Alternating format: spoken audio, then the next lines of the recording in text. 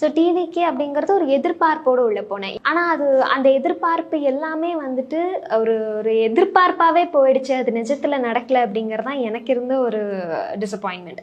And அதே இல்லாமல் promote பண்ணுறதுங்கிறத தாண்டி டீப்ரமோட் பண்ணுறது அப்படிங்கிறது தான் இவங்க அதிகமாக தாவேக்கால பண்ண ஒரு விஷயமா இருந்தது. அது கள அரசியலாகட்டும், சோஷியல் மீடியா அரசியலை நீங்கள் இப்போ பார்க்கலாம்.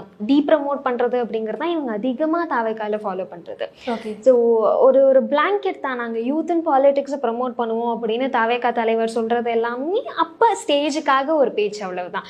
கீழே விஜய் அவர்கள் ஒரு பேச்சுக்காக தான் அதெல்லாம் சொல்றாங்க. நிச்சயமா ஒரு பேச்சுக்காக ஸ்டேஜ்ல கண்டென்ட் வேணும் இல்லையா உங்களுக்கு பேசுறதுக்கு, அதுக்காக வந்துட்டு அவர் சொல்லிட்டு கீழே இறங்கினதுக்கு அப்புறம் யூத் அண்ட் பாலிடிக்ஸ் நீங்க நிஜமாவே ப்ரொமோட் பண்ணுவீங்களா அப்படின்னு கேட்டா அதெல்லாம் சும்மா ஸ்டேஜ்ல சொல்லிட்டு போறதுக்கு அப்படிங்கிற ஒரு நிலை தான் தாவேக்கால வந்துட்டு ப்ரொவைல் ஆயிட்டு. இல்ல இந்த மாதிரி விஷயங்கள்லாம் கண்ணாலே பார்த்திருக்கீங்க? நான் எக்ஸ்பீரியன்ஸ் பண்ணினால தான் தாவேக்கால இருந்து வெளியில வந்தேன். ஏன்னா நம்ம ஒரு எதிர்பார்ப்புல போவோம், யூத் அண்ட் பாலிடிக்ஸ் என்ன மாதிரி நிறைய இளைஞர்கள் இப்போ இவங்க என்ன ப்ரமோட் பண்ணும்போது என்னால ஒரு 2 பேர் வந்துட்டு தாவேக்கால இளைஞர்கள் இளம் பெண்கள் வந்து ஜாயின் பண்ணலாம் அப்படிங்கறத அவங்க யோசிக்கல. பயங்கரமான ஒரு டீப்ரமோஷன் இல்லாட்டி வந்துட்டு மட்டம் தட்டுறது எல்லா இடங்களையும், அந்த மாதிரியான ஒரு சூழ்நிலை தான் தாவேக்கால எனக்கு நான் எக்ஸ்பீரியன்ஸ் பண்ணது.